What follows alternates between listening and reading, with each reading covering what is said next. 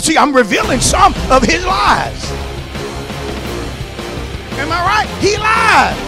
And if you don't know your enemy, you'll receive a lie as if it's true.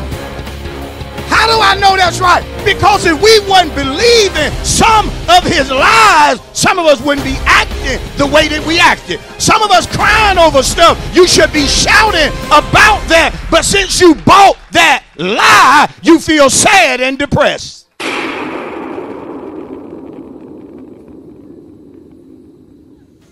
Thank you, Jesus.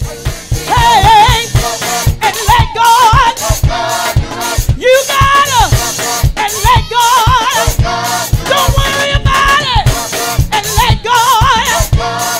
Cast your burden and let God.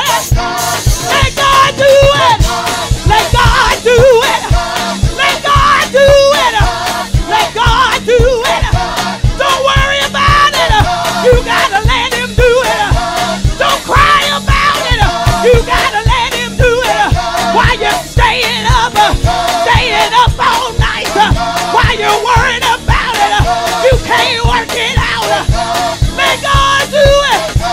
Let God do it. Ephesians 6 and 10.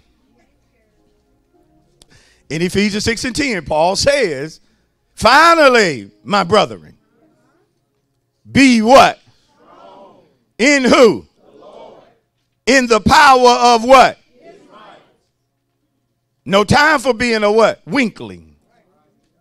Finally, my brother, be strong in the Lord and in the power of his might. Put on the whole armor of who? That you may be able to stand against the wiles of the what? So I got the armor of God on so I can stand against the wiles, the schemes, the cunning craftiness of the devil or the slanderer. Notice John, the 8th chapter. I want to show you something about his the wiles of the devil. Are you ready? John 8:44. You are, Jesus talking to a group of Jews. He said, you are of your father, the devil. And the desires of your father you want to do. Jesus didn't expose him. He wasn't scared to hit him either. He was a murderer from the beginning. He does not stand in the truth because there is no truth in him. Hit him, Jesus. When he speaks a lie, he speaks from his own resources. Body slam him, Jesus, for he is a liar and the father of it. When he speaks a lie, he speaks from his own resources. For he is a liar, not just that, and the father of it, or the originator.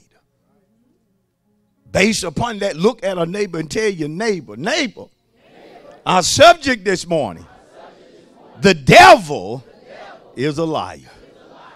Ooh, look at somebody else and tell them our subject is the devil is, finish it. Tell 3 folk like you know that to be true. The devil is a liar. A liar is, number one, a falsifier. Someone who takes a little truth and falsifies it. Adds what is not truth in order to deceive a person or a group of people. And we know that to be true because before some of us got saved, that is the thing we needed deliverance from, was telling lies. Yeah, well, you quiet right now, but again, when you needed deliverance, some of us, when we came to God, one thing we needed him to do was to deliver us from telling lies. And the way some of y'all looking, you need deliverance this morning from telling lies.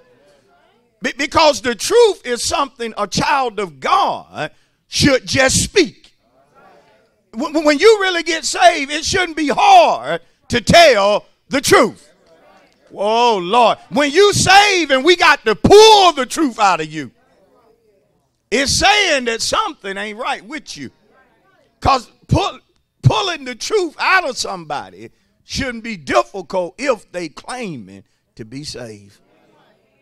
And a lot of us done had to deal with folk that if you wanted the truth, it was going to take a minute to get it. Oh, Lord, can I just work with this right here? You wouldn't just go get the truth immediately. No, you going to get a couple little lies at the start. And when you show the person that you ain't buying the lies, eventually, just determining how much of a liar he or she is, you may finally get the truth. How many know what I'm talking about? In time past, you had to tell some folks stuff like, well, if that's the case, then promise on so-and-so grave that you ain't lying then. You know, and in order for them to show you that they were telling the truth, sometimes they just say stuff like that. I promise on such and such grave, and the person ain't even dead, don't even have a grave, but they really want you to believe them. Then some of them say, I cross my heart and I hope to die if I ain't telling the truth. Then you got some folk get crazy and stupid with, well, the Lord, just let the Lord strike me with lightning right now. Just let him kill me if I ain't telling the truth.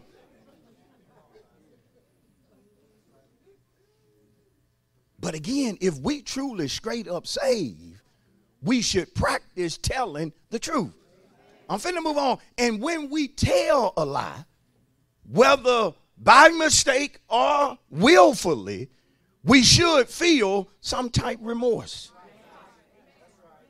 Saved folks shouldn't just be able to lie and don't feel any remorse about it. If you tell a lie, you ought to be like, man, I just don't feel right leaving that the way I left it, because see sometimes you deceive a person, and a lie is really the root of lying is deception.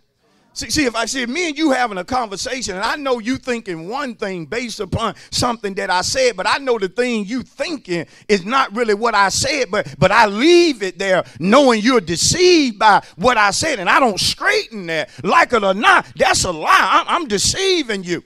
And as a child of God, I should feel some type way about that, to the point to where I come back and I get that straight.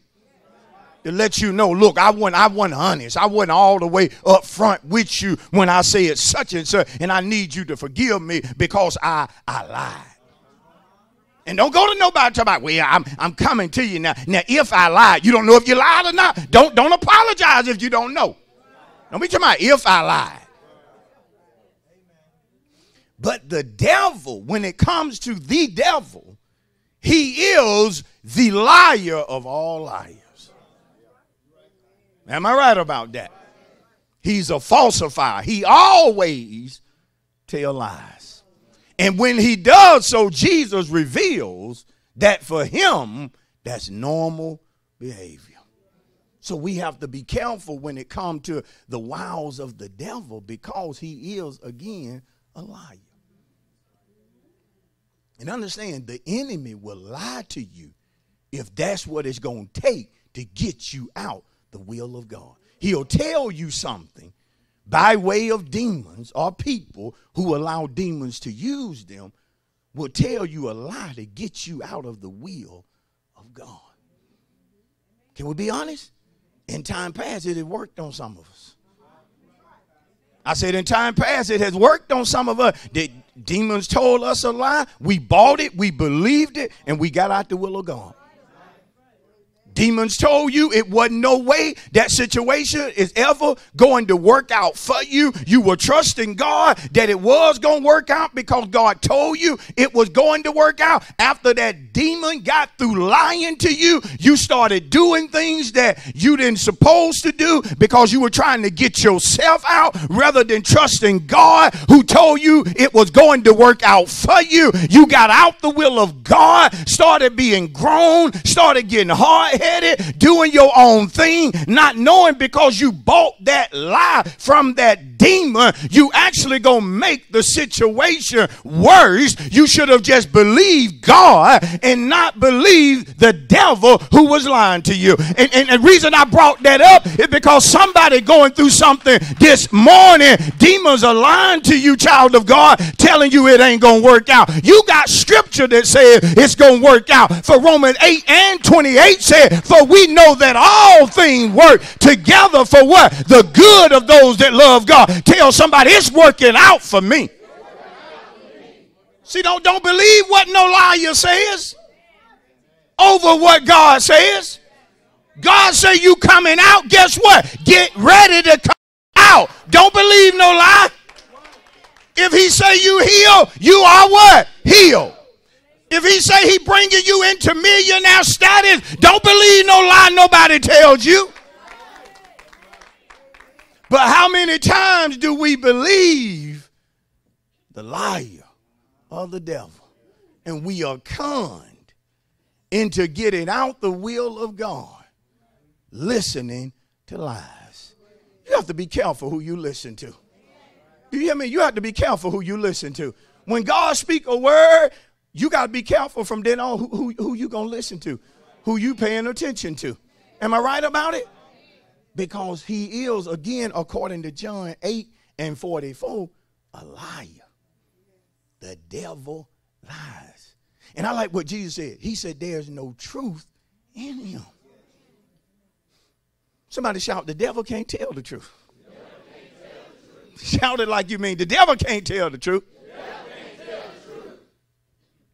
If demons are talking to you, guess what they're doing? Lying.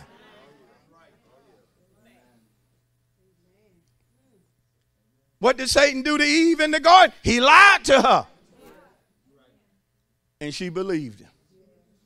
And it cost her and her husband a whole lot for believing that liar. Now you said beating up Eve this morning. Because the scripture says we are to learn from those things that are written aforetime. See, I need to learn from Eve not to believe the devil because he's a liar.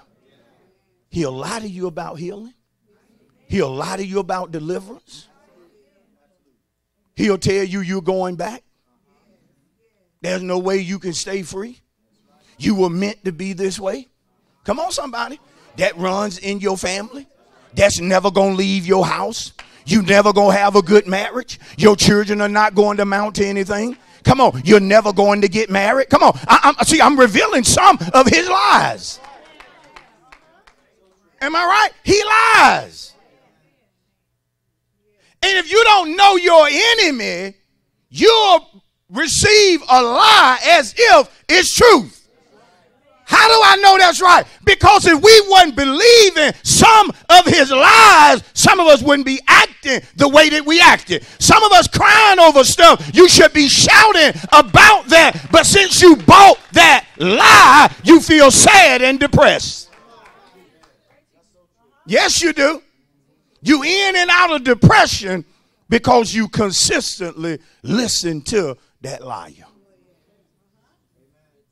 Come to church just to get your 2-minute fix or your 40-minute fix. Then you go back to listening to that liar. And the one thing the enemy used to tell me when I first got in church, you ain't saved. Ain't nothing saved about you. Come on. And when I didn't know no better, I listened to him. I make mistakes. I fall. Do what I didn't have no business doing. And I realized I was just a babe. Come on. If you see a 1-month-old baby running, you know something ain't right. Come on, somebody. This is some. Come on, some of y'all ain't like you done seen a 1-month-old baby running. That something ain't right. So babies what? Crawl. Babies start to stand, but every now and then they fall. You don't think nothing about it because they are a baby. So in God, when you are a baby, you might fall. But guess what? You're learning how to stand. And when you learn how to stand, you then learn how to crawl. When you learn how to crawl, you then learn how to walk. When you learn how to walk, now you can run. I'm talking to somebody, but I would fall, and immediately demons would pounce on me. You ain't saved. You can't live no holy life. And I would listen to the liar. Somebody shout, big mistake. Big mistake. Since God knows our adversary, that he comes with wiles or schemes to cause us to get out of God's will, God equips the believer to withstand whatever the enemy throws at them. How many believe that? How many believe no matter what the devil or demons throw at you, your God has equipped you to handle everything? Come on. Oh, I'm talking right. Listen, I'm talking when folk lie on you. See, you can't be crying when folk are not telling the truth about you. You got to believe, look, they out here doing this lying, but God has equipped me to deal with them. Yeah, he'll equip you to the point to where he'll give you power to sever the relationship. But some relationship you can't sever. You got to work amongst the people that you know lying. But yet God gives you inner strength to be able to go and love them and treat them the way you need to treat them. Yet know about them, they liars. But you're not going to cause me to quit my job because of what you're doing. Come on, somebody. God sent you to that job. He's going to protect you from every enemy that he know is on that job. Because some folk want you to quit. They want you to give up. They want you to leave because some want your job. Be careful who comes to you on the side. If I were you, I'd leave. If I were you, I wouldn't take it. Yeah, as soon as you leave, they going to be taking it. You know I'm right about it. But it's amazing how when you listen to the enemy, he deceives. Because that's what he come to do. But in Ephesians 6, the scripture tells us to put on. Put on. I think I heard one person say it. I heard two say it. Put on the. Put on the. Put on the. Put on the. Tell you, this ain't no time to be half dressing. You got to put it all on. You got to put the helmet on. You got to have your waist girded with truth. Come on, you got to have on the breastplate of righteousness. You got to get your shield up, baby. You got to have your feet shod with the preparation of the gospel of peace. You got to have the sword of the Spirit, which is the word of God. And you can't be afraid to use that sword to cut what the enemy is saying or doing. Am I right about that? You got to put on the whole armor. Why? In order to be able to stand, to firmly resist what it is that the devil is trying to do to you. Are y'all listening? Because when it comes to the devil, I want to show you this morning, not only does he come with wiles or cunning craftiness, but when it comes to the saint, he is hostile toward us. Can I break that down? If you saved, he don't like you. He hates you. Hate what you stand for. If you're married, and it's a man and a woman, he hate what you standing for. He don't want you at the mall smiling, holding hands, walking through there, letting folk know what God created still works and what the devil is up to will never work. He don't like that. That's when he tried to destroy so many marriages, listen, that God ordained. See, when you get your little family, y'all go on vacation and all that, you out there on the beach just having fun, you ain't doing no cussing, ain't doing no drinking, ain't playing no blues and so forth, ain't fighting each other. See, somewhere there's somebody looking at you and they're saying to themselves, families still exist.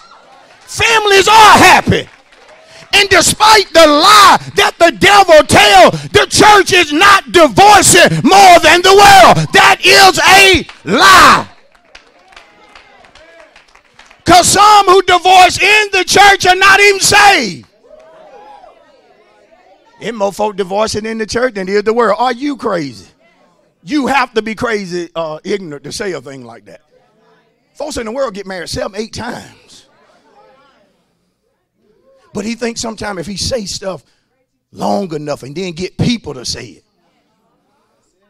you can't be saved and happy. What? That's a lie. That's a lie. You know how I know that's a lie? Because I'm saved and happy. If you saved and miserable, guess what? Something wrong with your salvation. It doesn't make what the enemy say true. It's just something ain't right with your salvation. It's that you trying to live saved for somebody else. Come on, I'll teach you. You can't live saved for mama. Or you'll try to do it and be what? Unhappy. You can't live saved for the pastor. You have to live saved because that's a choice you make. And before I move on, again, I am happy. This ain't no fake smile. And guess what? I'm going through things. I'm dealing with things. Do you hear me? But yet I'm still happy in God. Why? I've learned not to listen to that liar.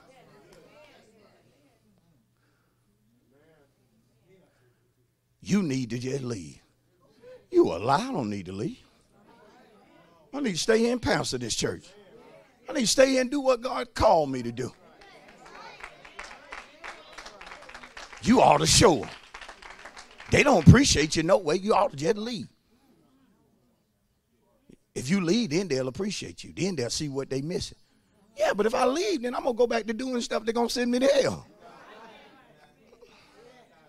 Don't act like the devil ain't never told you to leave something that you know God told you this is where you're supposed to be.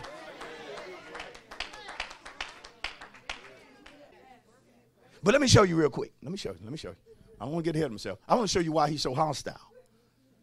Because there's some folk you fight, when they fight, you know, naturally speaking, they just come playing.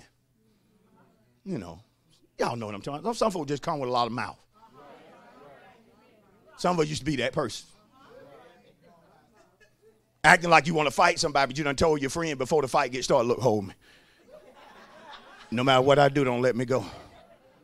Then you get out there, no, let me go. No, man, I want, you know, no, you don't want that person to let you go.